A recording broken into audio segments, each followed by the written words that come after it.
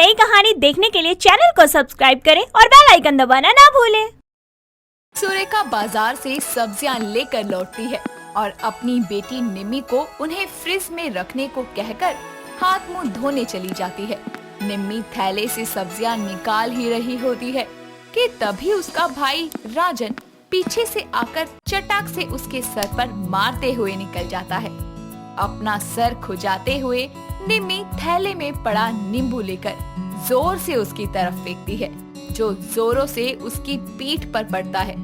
जिसके बाद वही नींबू उठाकर वो उसे मारता है और दोनों नींबुओं से एक दूसरे को मारते हुए सारे नींबू हॉल में फैला देती है। तभी सुरेखा बाहर आती है और एक नींबू उसके भी सर पर आकर लगता है। तुम्हारा बेड़ा गर्क हो नलायको, इतने महंगे नींबू इधर उधर लुढ़का रहे हो। माँ, इसने मुझे नींबू से मारा, इसलिए मैंने भी इसे नींबू से मारा। हाँ, तो पहले तू मेरे सर पर चटाक से मार के भाग किया था, फिर मैंने भी एक नींबू धर दिया इसके। हाँ, तो फिर मैंने भी नींबू का जवाब नींबू से दिया, जिसकी वजह से हमारी लड़ाई चालू हो गई। नलायको, पता भी है नींबू कितने महंगे हैं? अरे 15 रुपए का एक नींबू दे रहा है सब्जी वाला। मोल भाव करके मैं इतनी मुश्किल से लेकर आई थी और तुम दोनों उसको बोल समझकर मारम पिट्टी खेल रहे हो। चुपचाप समेटो सारे नींबू, वरना तुम दोनों भी इन्हीं नींबू की तरह बिखरे नजर आओगे। माँ पहले ही बता देती, मैं इतना महंगा वार नहीं करती इस पर। मोटे देख क्या रहा है, उठा नींबू। कोने कोने में ढूंढो, 10 नींबू में से एक भी नींबू कम हुआ ना तो नींबू पानी की जगह चीनी पानी पीने को दूंगी। दोनों भाई बहन बिखरे नींबुओं को समेटने लगते हैं। समय बीतता है। अप्रैल के महीने में ही गर्मियाँ सितम ढाना चालू कर देती हैं। एक रोज निम्मी थकी हारी बाहर से पसीने पसीने होकर लौटती है। हाय, गर्मी में माँ एक गिलास चिल्ड ज्यादा नींबू और कम चीनी वाला पानी पिला दो। ठंडा पानी गटक ले। नींबू नहीं है घर में? नहीं है मतलब? एक हफ्ते पहले तक तो थे, किसको दान कराए? हाँ, तो एक हफ्ते को भी 2 हफ्ते बीत गए हैं।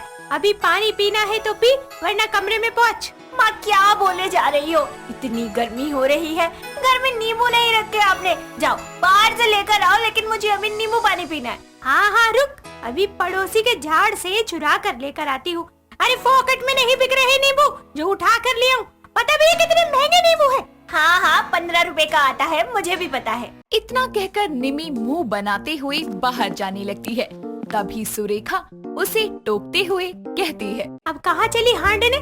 नहीं, 15 रुपए फूकने। इतना कहकर निम्मी नींबू लेने बाजार निकल जाती है। कुछ देर बाद एक पाव नींबू वो थैले में लेकर लौट रही होती है। तभी चंदू नाम का लड़का उससे टकरा जाता है और उसके सारे नींबू लुढ़क कर ट्रक के नीचे आकर पिचक जाते हैं और वो रोते हुए कहती है, हाय मेरे नींबू, माँ के बटुए से पैसे चुरा कर लाई थी। मेरे सारे नींबू पिचक गए, एक भी नहीं बचा। अब मैं नींबू पानी कैसे पीऊंगी? अरे आप इन पिद्दू से नींबुओं के लिए इतने आंसू क्यों बहा रही हैं? अरे टिंडे से शक्ल के आदमी, ये पिद्दू से नींबू गर्मियों में कितने जरूरी होते हैं, तुम्हें इस बात का अंदाजा है भी या नहीं? उसके जोर जोर से रोने के कारण वहाँ लोगों की भीड़ इकट्ठी हो जाती है, जिससे पास ही में एक न्यूज को कवर करने आया रिपोर्टर अपने कैमरामैन को लेकर उस भीड़ को चीरते हुए निम्मी के पास जाकर माइक में कहता है, आखिर ऐसा क्या हुआ है इस लड़की को? आइए जानते हैं खुद इस लड़की से। क्या बात है, आप क्यों गला फाड़ फाड़ कर इतने मोटे मोटे टेसुए बहा रही हैं? रो नहीं तो क्या करूं? मेरी आंखों के सामने मेरे इतने महंगे नींबू पिचक गए, सारा रस सड़क पर बह गया। अरे एक बार को मैं ट्रक के नीचे आ जाती, मर जाती तो चलता, पर आप अपना नाम बताओ। निम्मी। ब्रेकिंग न्यूज, निम्मी के नींबू पिचक गए ट्रक के नीचे आकर। तो देखा आपने, ये बेचारी महंगे नींबू की मारी है, जिसके महंगे नींबू कड़ी गर्मी में ट्रक के नीचे आकर पिचक गए। नींबुओं की महंगाई ने। अरे बस भाई साहब, अब आप क्या पिचके नींबुओं पर खबर बनाओगे? और आप लोग भी जाइए यहाँ से। ओ मैडम, शांत भी हो जाओ अब।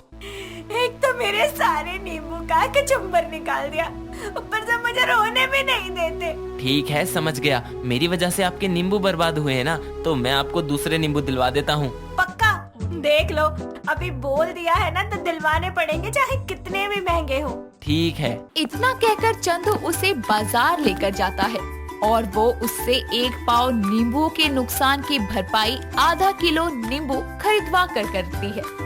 ऐसे ही समय बीतता जाता है। एक दोपहर दोनों माँ बेटी शॉपिंग करके घर लौट रही होती हैं। तभी कड़कती धूप के कारण दोनों को प्यास लगती है और दोनों पास ही की एक शिकंजी वाली के पास जाकर कहती हैं, 2 गिलास नींबू शिकंजी बना देना। शिकंजी वाली 2 गिलास नींबू शिकंजी बनाकर माँ बेटी को पकड़ा देती है, जिसे दोनों एक ही सांस में गटक जाती है। आहा, मजा आ गया। कितने पैसे हो गए? 60 रुपए। क्या क्या बोला? 60 रुपए? अरे शिकंजी पिलाई है या अमृत? शिकंजी कब से इतनी महंगी हो गई? ये शिकंजी नहीं, नींबू वाली शिकंजी थी, वो भी 30 रुपए गिलास। नींबू कितने महंगे हैं पता है ना? अरे नींबू महंगे हैं तो क्या तू अपने सारे नींबू के पैसे हमसे वसूलेगी? और वैसे भी शिकंजी में चीनी ज्यादा डलती है, नींबू तो बस स्वाद के लिए आता है। ओह, पूरा साबुत नींबू डाला है तुम दोनों की शिकंजी में। अब नींबू वाली शिकंजी गटक के सादे पानी के पैसे मत दे देना। 60 रुपए निकालो और चलते बनो। हाँ, लूट ले, अच्छे से लूट ले। अरे तेरे इन्हीं नींबुओं को ना कोई सर्दियों में पूछता भी नहीं है, यूं ही पड़े रहते हैं। और अब गर्मियों में इनके भाव बढ़ रहे हैं। बताओ, शिकंजी पीने के लिए 60 रुपए में आग लगानी पड़ रही है। इतना कहकर वो शिकंजी वाली को पैसे देकर आगे बढ़ जाती है। एक शाम निमी हॉल में बैठी सब्जियां काट रही होती है। तभी उसकी पड़ोसन मधु वहां आकर कहती है, अरे निम्मी, जरा बात तो सुन। अरे मधु भाभी, आप यहाँ आओ। वो 2 नींबू दे दे निम्मी। जैसे आई हो वैसे ही वापस चली जाओ। हाय हाय, कैसे बात कर रही है नालायक। क्या हो गया मधु? वो सुरेखा आंटी, 2 नींबू चाहिए थे। हाय दैया, नींबू चाहिए, वो भी 2? अरे मेरे घर पे क्या झाड़ लगा है नींबू का जो तोड़ के दे दूं? अरे आंटी, जरूरत पड़ने पर पड़ोसी से नहीं मांगूंगी तो किससे मांगूंगी? वो मुझे मुल्तानी मिट्टी के फेस पैक में नींबू का रस मिलाना है, इसलिए चाहिए। भाभी, यहाँ नींबू चाटने को नसीब नहीं हो रहा, आपको थोपड़े में लगाने के लिए चाहिए। अरे आपको पता भी है, जब से नींबू महंगे हुए हैं ना, धनिये वाले ने फोकट में नींबू देना भी बंद कर दिया है। महंगे हो गए हैं तभी तो यहाँ फ्री में लेने आई हूँ। क्या क्या? कुछ नहीं सुरेखा आंटी, 2 नहीं तो 1 ही नींबू दे दो। 1 नहीं तो आधा ही सही, आधा नहीं तो 1 ही चौथाई दे दो, मैं काम चला लूंगी। अरे बोराई औरत, घर में नींबू नहीं है, कौन से खेत से तोड़ के दे दूं तुझे? कैसे कंगाल पड़ोसी हैं, गर्मियों में घर में पिद्दू सा नींबू नहीं है इनके पास। जा रही हूँ मैं। इतना कहकर मधु वहाँ से मुंह बनाते हुए चली जाती है। एक दिन निमी फोन पर बातें करते हुए गली से गुजर रही होती है। तभी उसकी नजर मधु के दरवाजे पर लटके नींबू मिर्च वाले नजर बट्टू पर पड़ती है और वो कॉल कट करके कहती है, अरे वाह, कल तक तो इसके घर पे नींबुओं का अकाल पड़ा हुआ था और आज इतने महंगे नींबू मिर्ची के साथ इसके घर के दरवाजे पर लटका है। आज तो इसका नींबू मैं गोल करती हूँ। इतना कहकर वो धागे से नींबू निकाल लेती है और चुपके से वहाँ से निकल जाती है। कुछ देर बाद जब मधु कचरा फेंकने बाहर आती है तो दरवाजे पर लगाए हरी मिर्च को नीचे पड़ा देखकर कहती है, हाय दैया, इसमें तो मैंने नींबू भी लगाया था, वो कौन ले गया? हाय हाय, अरे मोहल्ले वालों, कौन नींबू चोर है जो नजर बट्टू से नींबू भी चोरी करके ले गया?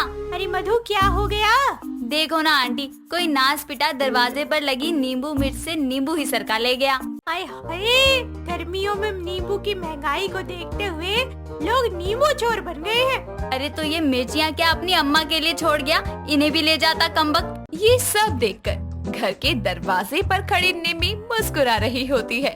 वो उसी चुराए नींबू से शिकंजी बनाकर अपने भाई के साथ पीती है।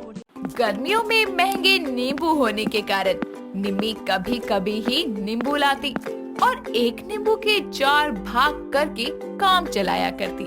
सुहानी अपने पति श्याम के साथ बाहर घूमने जाती है, जहां उसकी बचपन की दोस्त मोनिका उसको देखकर उसके पास आती है और उससे बोलती है। क्या बात है, तू शादी के बाद इतनी बिजी हो गई कि अपने बचपन की दोस्त को ही भूल गई? नहीं यार, ऐसा कुछ नहीं है। अच्छा, तो मिलवा अपने पति से।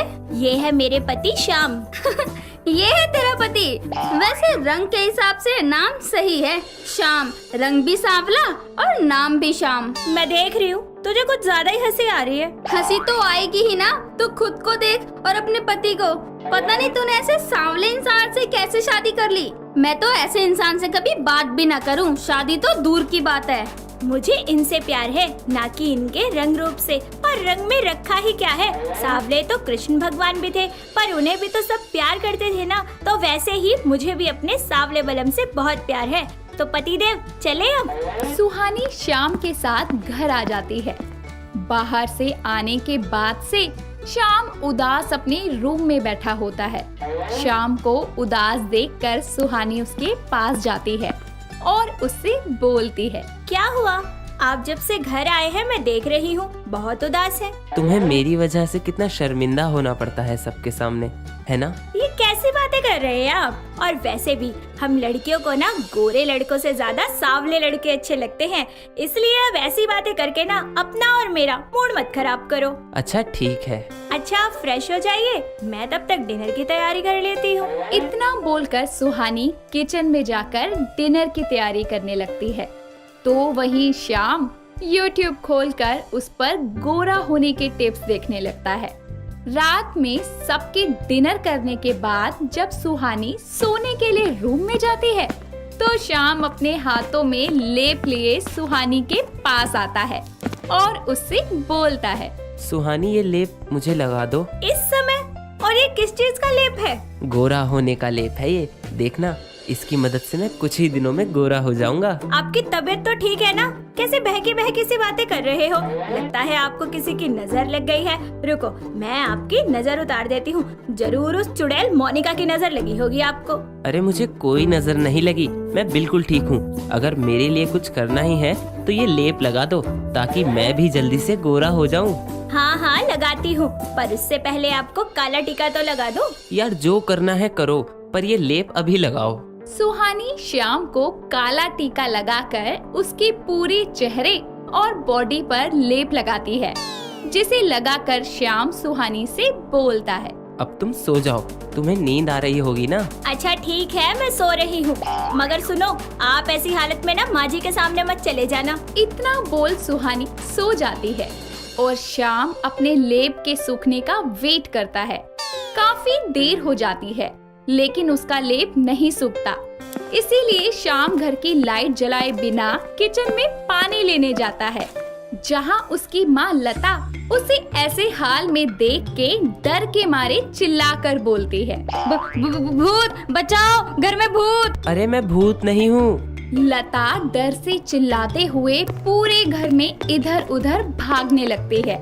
तभी सुहानी अपनी सास की आवाज सुनकर उठ जाती है और बाहर आकर अपनी सास को पकड़ती है और उससे बोलती है। क्या हुआ माँ जी, आप इतनी डरी हुई क्यों हैं? बहू घर में ना भूत है, मैंने अपनी आंखों से देखा है। तभी वहाँ श्याम आता है और सुहानी से बोलता है। अरे सुहानी माँ को समझाओ, यहाँ कोई भूत नहीं है। हाँ बहू यही है वो भूत, चल बहू यहाँ से भाग चलते हैं। माँ जी शांत हो जाइए, ये कोई भूत नहीं है, आपके बेटे हैं, गौर से देखो। हाँ माँ मैं श्याम आपका बेटा, मैं कब से आपको यही बोलना चाह रहा हूँ, पर आप है कि कुछ सुन ही नहीं रही थी। नालायक, तू क्या चाहता है? अपनी हार्ट पेशेंट माँ को मारना चाहता है क्या, जो इतनी रात को भूत बन के घर में घूम रहा है? अगर बहू ना आती तो मेरा तो राम राम सत्य हो जाता। अब जाइए जाकर नहा लीजिए और वापस से अपने असली रूप में आ जाइए। पता नहीं कहाँ से गोरे होने का भूत चढ़ गया है आपको। सुहानी अपनी सास को उसके रूम में भेज देती है और श्याम नहा धोकर सो जाता है। ऐसे ही कुछ दिन बीतते हैं और श्याम आए दिन कोई न कोई नुस्खा खुद पर अपनाता रहता है, पर उसकी स्किन पर कोई बदलाव नहीं आता और वो अपना सांवला रंग देखकर निराश हो जाता है। अपने सांवले रंग का होने की वजह से वो सुहानी के साथ बाहर आना जाना बंद कर देता है। ऐसे ही एक दिन सुहानी जबरदस्ती श्याम को अपने साथ बाहर लेके जाती है और कुछ फ्रेंड से मिलवाती है, जहां उसकी एक फ्रेंड श्याम से बोलती है। क्या बात है जीजू, आखिर आपने हमारी सुहानी पर ऐसा कौन सा जादू कर दिया जो वो शाम की राधा बनकर घूमती रहती है? वो तो सुहानी को ही पता होगा। मैं तो बस उससे बेहिसाब प्यार करता हूँ और इस बात का ख्याल रखता हूँ कि कभी भी मेरी वजह से उसकी आंखों में आंसू ना आए। चलिए आप लोग बात कीजिए, मैं आता हूँ अभी 2 मिनट में। इतना बोलकर श्याम वहाँ से चला जाता है। यही सुहानी का एक दोस्त उससे बोलता है, यार श्याम इंसान तो बहुत अच्छा है, पर क्या यही कि वो सांवले है? मेरी एक बात ना कान खोलकर सुन लो तुम सब। श्याम मेरे पति है, वो काले है या गोरे इससे मुझे कोई फर्क नहीं पड़ता, और मैंने यहाँ किसी को इतना हक नहीं दिया कि कोई मेरे पति के लिए मेरे सामने ऐसे बोले। इतना बोलकर सुहानी वहाँ से जाने लगती है। तभी एक छोटी हाइट वाला आदमी आकर सुहानी का पर्स लेकर भाग जाता है। सुहानी और श्याम उस चोर का पीछा करते हैं, पर वो चोर बचकर निकल जाता है। जिसके बाद सुहानी श्याम से बोलती है, आज का दिन ही मनहूस है, पता नहीं मैं क्यों बाहर आई। चलो कोई बात नहीं, तुम अपना दिल छोटा मत करो। वैसे भी तुम्हारे पर्स में मेकअप के अलावा कुछ नहीं होता। जिसने भी चोरी किया होगा वो रोएगा ही। आप मेरा मजाक उड़ाना बंद कीजिए। अरे आपको पता भी है उस बैग में मेरी रिंग थी जो आपने मुझे दी थी। कोई बात नहीं सुहानी, मैं तुम्हें वैसी ही दूसरी रिंग दे दूंगा। अब चलो, अपने सावले बलम की बात नहीं मानोगी? श्याम के बोलने पर सुहानी धीरे धीरे चलने लगती है। तभी रास्ते में उसे मोनिका दिखाई देती है। मोनिका को देखकर सुहानी उसके पास जाती है और सुहानी बोलती है, अरे मोनिका, तूने शादी कर ली? अरे बताया भी नहीं, बुलाया भी नहीं। हाँ वो अब तुझे पता तो है यार, शादी के बाद जिम्मेदारियाँ कितनी बढ़ जाती हैं और जल्दी जल्दी टाइम ही नहीं मिला कि किसी को बता सकूं कुछ। अच्छा चल कोई बात नहीं, शादी में नहीं बुलाया तो ना सही, कम से कम अपने पति की फोटो ही दिखा दे, मैं भी तो देखूं तेरा पति कितना हैंडसम है। अरे वो ना मेरा फोन खराब हो गया तो उनकी फोटो है नहीं अभी। मोनिका बहाने मारकर वहाँ से जा ही रही होती है कि तभी वही आदमी जिसने सुहानी का पर्स चोरी किया था वो मोनिका के पास आता है और उससे बोलता है, मोनिका डार्लिंग घर चलो, आज का खर्चा निकल गया है। इतना बोलकर उसकी नजर सुहानी पर पड़ती है और वो सुहानी को देखकर वहाँ से भाग जाता है। ये देखकर सुहानी मोनिका का मजाक बनाते हुए उससे बोलती है, ओहो, तो ये है तेरी जीरो मूवी का हीरो। अरे इसीलिए बोलते हैं कि कभी किसी का मजाक नहीं बनाना चाहिए, नहीं तो जिंदगी हमारा ही मजाक बना देती है। और आपको भी आज ये सब देखकर समझ आ गया होगा ना कि रंग में कुछ नहीं रखा। इतना बोलकर सुहानी श्याम के साथ घर आ जाती है, जहाँ श्याम उससे अपनी गलतियों की माफी मांगता है। सुहानी भी सारी बातें भूलकर श्याम को माफ कर देती है, जिसके बाद श्याम गोरा होने के पागलपन को छोड़ देता है और अपने सावले रंग को स्वीकार कर लेता है। रोहित अपनी दोस्त मिष्टी को एक होटल में लेके जाता है और उसे प्रपोज करते हुए बोलता है, मिष्टी, क्या तुम मुझसे शादी करोगी? क्या? अब हाँ, वो मैं अच्छे से समझता हूँ कि हमें बस 1 साल हुआ है और आज मैं ये बोल रहा हूँ तो तुम्हें अजीब लग रहा होगा। बात वो नहीं है कि मुझे अजीब लग रहा है, एक्चुअली बात कुछ और है। तो क्या बात है? हम सिर्फ अच्छे दोस्त हैं। दोस्त से बढ़कर हैं, समझी तुम? हाँ लेकिन यार बात कुछ और ही है। लेकिन क्या? यार तुम प्योर वेजिटेरियन हो और मैं प्योर नॉन वेजिटेरियन हूँ। तो क्या हुआ? तुमको नॉनवेज खाने से रोक थोड़ी रहा हूँ। एंड डोंट वरी, मैं तुम्हारा लेग पीस लेकर भागूंगा नहीं।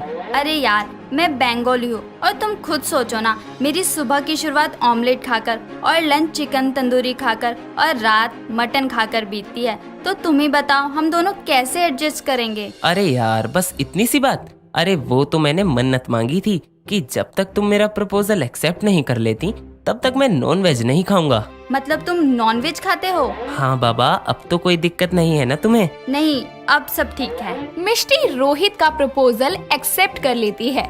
इसके बाद दोनों एक दूसरे को हक करते हैं और अपना एक रोमांटिक पल साथ में बिताते हैं। ऐसे ही कुछ दिन बाद में रोहित अपनी माँ कनिका को मिष्टी की फोटो दिखाता है और उसके बारे में बताता है। उसकी माँ को मिष्टी बहुत पसंद आती है। कुछ समय बाद में वो हंसी खुशी रोहित और मिष्टी की शादी करवा देती है।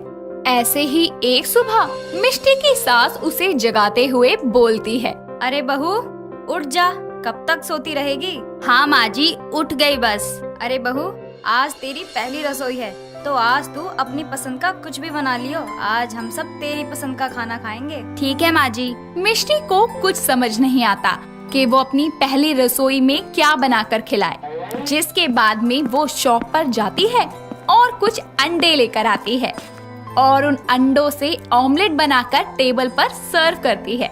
जिसके बाद में रोहित वहाँ आता है और ऑमलेट देखकर उसके होश उड़ जाते हैं। वो ये सब देखकर जल्दी से भागकर अपने कमरे में चला जाता है। तभी मिष्टी की सास वहाँ आती है और टेबल पर ऑमलेट देखकर उसकी सास तिलमिलाते हुए बोलती है, हे राम जी, अरे अनर्थ कर दिया इस पापन ने, मेरा घर अशुद्ध कर दिया। क्या हुआ माँ जी, ऐसा क्या कर दिया मैंने? अरे डायन पीठ में छुरा मार कर कहती है कि क्या हुआ? मतलब क्या है माँ जी आपका? साफ साफ बोलिए ना कि आखिर मैंने ऐसा किया क्या है? अरे कुछ तो शर्म लिहाज किया होता ये सारी चीजें बनाने से पहले। पर ऑमलेट में बुराई ही क्या है? अरे बुराई ही बुराई है। लोग शादी करके अपने घर में बहू लेकर आते हैं लक्ष्मी के रूप में, और मैं तो कुलक्षणी लेकर आई हूँ। राम राम, छी छी। माँ जी ऑमलेट ही तो है, इतना ओवर रिएक्ट करने की क्या जरूरत है? अभी के अभी इस ऑमलेट को बाहर फेंक क्या, वरना मैं तुझे घर से फेंक दूंगी। माँ जी आपको नहीं खाना तो मत खाओ, मैं तो खाऊंगी। ठीक है खा, लेकिन आज के बाद तू मेरे लिए कुछ भी नहीं बनाएगी। इतना बोलकर उसकी सास अपने बेटे के पास जाती है और अपने बेटे को मिष्टी के बारे में बताते हुए बोलती है, रोहित बेटा, मुझे मालूम नहीं था कि वो लड़की मांस मच्छी खाती है, वरना मैं उसको अपने घर की बहू कभी नहीं बनाती। हे भगवान, अब क्या करूं? माँ से झूठ बोलना पड़ेगा अब। अरे बोलेगा कुछ? अरे माँ, मालूम तो मुझे भी नहीं था कि वो नॉनवेज खाती है। मुझे तो अभी आपके मुंह से सुनने को मिल रहा है। चल तू उसके पास और खुद उससे पूछ। अरे माँ, मुझे ना ऑफिस के लिए लेट हो रहा है, तो मैं उससे शाम को बात कर लूंगा। ठीक है बेटा, मगर तू उसे अच्छे से समझा दियो, अगर उसे इस घर में रहना है तो ये सारी चीजें उसे छोड़नी पड़ेगी। अपनी माँ से झूठ बोलकर रोहित ऑफिस निकल जाता है। ऐसे ही शाम को रोहित ऑफिस से घर आकर सीधा अपने कमरे में जाता है। तभी मिष्टी अपने पति से बोलती है, क्या बात है रोहित, तुमने मुझे बताया क्यों नहीं कि तुम्हारे घर में कोई नॉनवेज नहीं खाता? यार मेरे घर में बस मैं और मेरी माँ रहते हैं, और माँ को नॉनवेज पसंद नहीं है। वो शुद्ध शाकाहारी हैं, मगर मैं बाहर खा लेता हूँ नॉनवेज। अच्छा प्लीज यार, तुम ये बात माँ को मत बताना कि मैं भी नॉनवेज खाता हूँ। ठीक है। और माँ के सामने कभी कोई भी नॉनवेज मत बनाना। तुम्हें जब भी खाना हो मुझे बता देना, मैं तुम्हें बाहर ले चलूंगा, वहाँ खा लेना। और माँ से जाकर कहो कि अब से तुम कभी नॉनवेज नहीं खाओगी। अच्छा ठीक है बाबा। तभी वहाँ रोहित की माँ आती है और बोलती है, रोहित बेटा, तूने इसे समझा दिया ना? अरे माँ जी अब आप चिंता मत करिए, मैं अब से इस घर में कभी नॉनवेज नहीं बनाऊंगी। अरे इतना बड़ा परिवर्तन, वो भी बहू में, कैसे हो गया? माँ जी हो गया बस, और मैंने बोला ना कि अब से आपको कोई भी शिकायत का मौका नहीं दूंगी। चलो बढ़िया है, मगर जब तक मैं तुझे गंगा जल से शुद्ध नहीं कर देती तब तक तू रसोई का कोई काम नहीं करेगी। कनिका गंगा जल से सबसे पहले अपने पूरे घर को शुद्ध करती है और उसके बाद अपनी बहू को। ऐसे ही समय बीतता जाता है और एक शाम मिष्टी अपने पति से बोलती है, यार रोहित तुम तो जानते ही हो कि मैं कितना नॉनवेज खाती हूँ, और अब अचानक से ये सब बंद हो गया है तो मुझे अच्छा नहीं लग रहा है कुछ। तो यार प्लीज मुझे कहीं बाहर ले चलो, मुझे नॉनवेज खाना है। अच्छा ठीक है। रोहित मिष्टी को एक रेस्टोरेंट में लेके जाता है। दोनों जाकर वहाँ एक सोफे पर बैठ जाते हैं। तभी वेटर आता है और बोलता है, मैडम ऑर्डर। 2 नान, एक चिकन 65 और एक सोरसे माछ। हे भगवान, क्या हुआ? मेरे लिए क्या मंगवाया तुमने? बेबी ये हम दोनों के लिए है। अच्छा मैं वॉशरूम से आता हूँ अभी। रोहित उस वेटर के पास जाकर उसको कुछ पैसे देता है और बोलता है, भाई कुछ भी नॉनवेज मत लाइयो, सब कॉर्न नगेट्स ही लाइयो। और मेरी बीवी पूछे तो बोल देना इंडिया के बाहर से आया है ये चिकन और फिश। रोहित के कहने पर वेटर चिकन नगेट्स की जगह कॉर्न नगेट्स की डिश लेकर आता है। जब मिष्टी खाना शुरू करती है तो बोलती है, ये चिकन नहीं है और ना ही ये फिश है। अरे मैडम, ये सब लंदन से मंगवाया है, इसलिए टेस्ट चेंज है थोड़ा। ओह, ऐसे ही समय बीतता जाता है और रोहित का जन्मदिन होता है। मिष्टी सारी तैयारियां अच्छे से करती है। सभी लोग उसके जन्मदिन में आते हैं। थोड़ी देर बाद में मिष्टी उसके लिए केक लेकर आती है।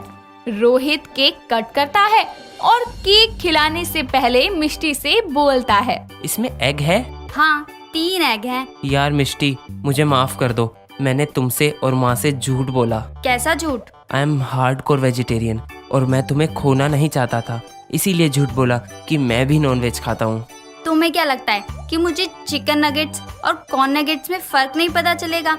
अरे पागल, मैं सब समझ गई थी कि जरूर इसके पीछे कुछ तो बात है। ओह, तो ये चल रहा है यहाँ। अरे मैं भी ना बहू को बदलने की सोच रही थी, लेकिन बहू, अगर तुझे ये सारी चीजें खानी ही हो तो बाहर जाके खा सकती है। माँ, आप नाराज तो नहीं हो ना?